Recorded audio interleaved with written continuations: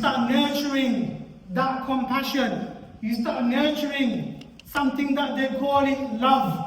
And after that, Jalla wa ala, through that barakah, He gives you sulala, He gives you children. And then you have more love towards the family. You have more love towards your spouse. You have more love towards the children. But remember, as your responsibility is growing, so does the responsibility of pulling them from hellfire. So as the responsibility of loving them and taking care of them is growing, so does the responsibility is to save them from hellfire. Didn't Jalla wa ala say in the Quran al-Kareem, قُوا أَنفُسَكُمْ وَأَهْلِكُمْ نَارًا, save yourself and your family from hellfire. Brothers and sisters, when you start becoming leaves and not bother about them, when you become you take the wife for granted, for example, you take the wife for granted. You know, she's a good wife, she's home, she's cooking, cleaning, she's doing everything what it requires. You start becoming too lenient, and this is where the problem starts, or something I realized.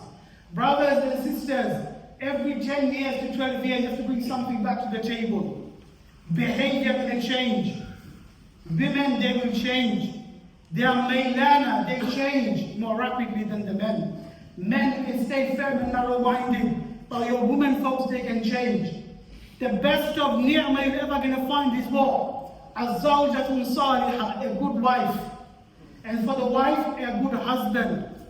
A good husband. We have come to a different era where men are rejecting marriage. Why?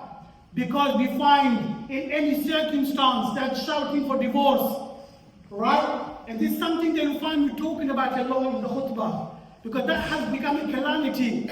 That has become a big problem. Where any minor situation, rather than dealing with your wisdom, you're dealing with your hawa, you're dealing with the shaitan, giving response and constantly fueling problems. Brothers, as you are embarking upon marriage, and for those who have marriage of teenagers, you will also have fitna of your children. Didn't Jalla wa ala say in the Quran al-Kareem, إِنَّمَا أَمْوَالِكُمْ وَأَوْلَادُكُمْ fitna, that the children and money is fitna, is a trial, is an adversity. You know, they stress you out. You know, the son doesn't listen. We all go through it. I go through it. We all go through it. The son doesn't want to listen. The daughter doesn't want to wear hijab. You feel alone. There's no support. There's no support network. And slowly, you start giving up on your family. Brothers and sisters, emotional dissociation from your family is very easy. The shaitan wants you to do this. For those who've been married for a very long time, you have a successful marriage, you tell them, how did you do it? Ask the big scholar, big mashayikh who has raised good children, or good men of wisdom, tell them, how did you do it? They will take a deep breath.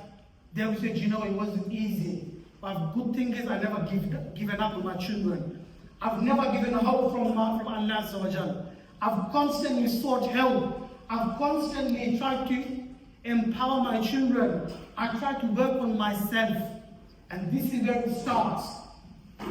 Didn't Rasulullah sallallahu alaihi wasallam in the hadith, أَلَا كُلُّكُمْ رَاعٍ وَكُلُّكُمْ مَسْئُولٌ عَنْ رَعْيَتِهِ, that every person is a shepherd and everyone is responsible for their flocks? What does that mean? You know, if you're a shepherd, I don't know if back home, how it is, but I'm from a village area, right? So we have, back in the day, we used to have a lot of, probably they still have it, a lot of aghnam, cattle and cows, right? Well, when I went there many years ago, a lot of cattle, they swerve away, they walk away. For the Arabs who have camels in the farm, they easily walk away. Okay, that's what happens. He said, "Kullukum ra'i." Everyone's a shepherd. Look what word he used, Rasulullah sallallahu alaihi wasallam. You're a shepherd, meaning if you're a husband with a mind that is the same mind, if you're a husband with the goal in his head, he wants to guide your children, he wants to become a good husband, then you'll have trials waiting for you. have your aghnam, you have your flocks walking away. It is upon the husband to be constantly advising them and walk the talk. Don't be a person once a week, hey, son, it's haram, don't do that anymore. Oh, daughter, wear the hijab, or dad, wear the hijab. After she wears it for a day, for a couple of days, she opens it the following week, and then that's it, you're quiet about it. No, you advise them slowly. You advise them with little, little words. The best advice for children is when they go to school. They're sharp, they're listening to you. And then in the evening, before they go to sleep, say some beautiful words. But do it regularly. Do it regularly. Show them love. Sometimes as parents, what we do is that we become really angry with them. We're angry parents. You know, they sense mood. You know, you're outside just talking very beautifully with your fellow colleagues and with your friends. But at home, the food isn't ready. What are you doing? How come the house isn't clean yet? You know what, you're this, you're that. You start criticizing your wives. Yes, every day, every other day I'm hearing this. They're good men, billahi alayhi. It's not about you practicing or not. It's not about you being a good man or not. No. It's not about you having a big lehiyah. No. Men fall into it. Okay, they go home, they start criticizing the children. Oh, you're this, you're that, you're a loser. You start saying, you know what? You start telling your spouse you're useless. They say all kinds of stuff. Do you know what you're doing at the same time? You're denting the family. Did you know that you're denting your family by saying those kind of things? This is not how Rasulullah taught. You know, every custom in this room, Allahumma barik, we have different ethnicities, Allahumma barik, we unite upon Tawheed. United upon Tawheed. You'll find dynamics change. You know, the Sahaba, when they went to Medina, they saw difference from Mecca. Meccan women, they were more obedient, you know what I mean? When they went to Medina, they saw women talking back a bit. Do you know what I mean? They talk back a bit. And this is something Umar al-Khattab found a bit strange. It differs, it changes. But it doesn't mean she's being disrespectful. She's just standing up for herself. Sometimes when women they start saying things, do you know what I mean? Like, how can she say this kind of thing? No, she's trying to express herself. She's trying to express her words. It doesn't mean she's being rude. She's a human being, billahi alayhi. Have you forgotten you've taken her out from her home? You've taken her out from her own parents' home, and you housed her, lodged her in your own home, in your own inner world. Don't forget this. So when you are talking to them, when you have a strong relationship with you and your spouse, your children are going to do really well. That's a principle that even the hierarchy psychologists of the world, they say. But Jalla wa'ala speaks about it anyway. Jalla wa'ala, he speaks about it anyway. So when you have good relationship with the spouse, for those who are falling away from the spouse, then work on it. Then work on it. Just the way Jalla wa'ala, he gives the crops back to life. He will unite your hearts again. But don't give up. Don't say, you know what? Don't say that. Don't say those kind of words. Oh, she's disobedient, she doesn't listen to me. I'm just going to walk away. No, you be patient. You work on her. You make her sit down. Say that, look, I've sacrificed everything for you. I've given everything that I have. Okay? It's upon you to respect it. It is upon you to acknowledge my efforts. And I will also acknowledge your efforts as well. Say nice things. Some people, when their wives are cooking something, and a bit of a, she forgot to make extra chili, for example. She forgot to put extra salt. Do you know what? It's not tasty. Do you know what I mean? They put them down so badly. It's denting her. Every single time you're denting her. Say it. Jalla wa'ala, did he say, وَقُولُوا لِلنَّاسِ قَوْلًا سَدِيدًا. Say the beautiful of words.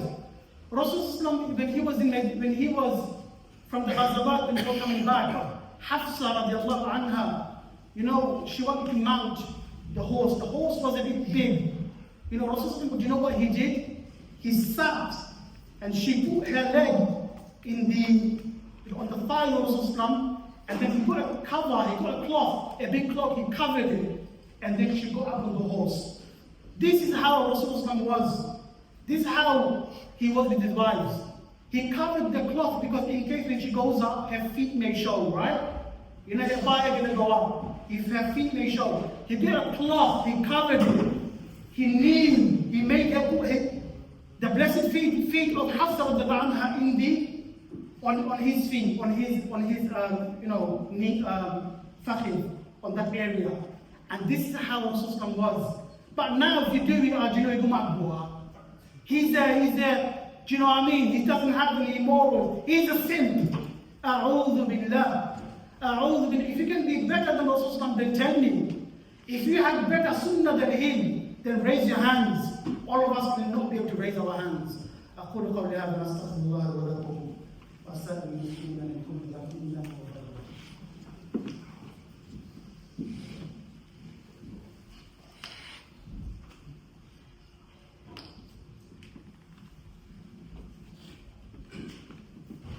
إن الحمد لله نحمده ونستعينه ونستغفره ونعوذ بالله من شرور أنفسنا ومن سيئات أعمالنا من يهده الله فهو المهتد ومن يضلل فلا هادي له ونشهد أن لا إله إلا الله ونشهد أن محمدا رسول الله. Brothers, embarking on fatherhood isn't really easy. You all know it. That's why many people they shy away from it. They go for a quick exit, divorce, right? Quick exit. They don't like it, they don't stand up for it. Do you know what? I'm leaving. Where? I'm going away back to my mom. Alright, mommy's boy. I'll go back to the mom. They don't want to hold the responsibility. Alright? This is what men do. Because men also suffer psychologically as well. It becomes tiring. Years go by, months go by. Sometimes men don't have no one to talk to. The inner world becomes a turmoil, but they still have a smile on their face when they go home. Because this is men. Men are designed to serve, to protect. This is what we have. That's the fitrah. Jalla wa ala has made men to be like this. So with women, she's so sad. You show it, she will do a chaos at home. Do you know what I mean? She will show it. She will show it to you.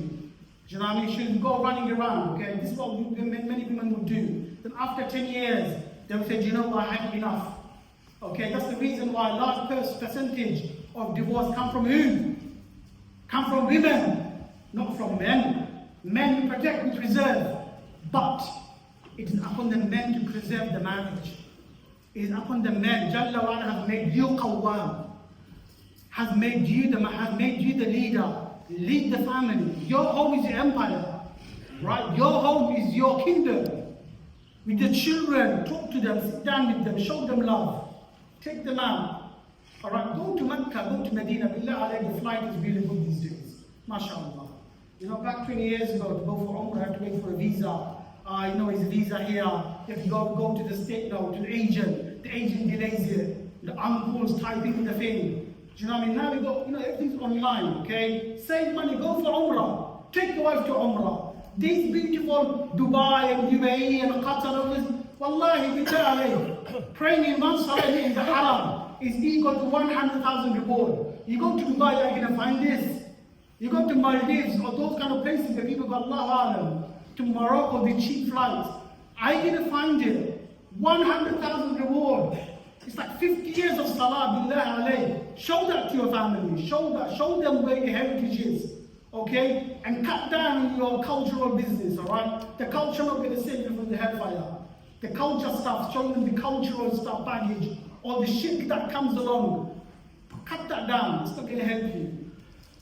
صلوا على بشير النذير يا أيها الذين آمنوا صلوا عليه وسلموا تسليما اللهم إنا نسألك بأن لك الحمد لا إله إلا أنت المنان بديع السماوات والأرض ذا الجلال والإكرام اللهم باعد بيننا وبين خطايانا كما باعدت بين المشرق والمغرب اللهم نقنا من خطايانا كما ينقى الثوب الأبيض من الدنس اللهم اغسلنا من خطايانا بالثلج والماء والبرد اللهم اغفر لنا ذنوبنا وكفر عنا سيئاتنا وتوفنا مع الأبرار اللهم انصر المستضعفين في كل بلاد المسلمين اللهم انصر المستضعفين والمجاهدين في كل أنحاء العالم اللهم انصرهم وثبت أقدامهم واجعلهم منتصرين يا أرحم الراحمين إن الله يأمر بالعدل والإحسان وإيتاء ذي القربى وينهى عن الفحشاء والمنكر والبغي يعظكم لعلكم تذكرون.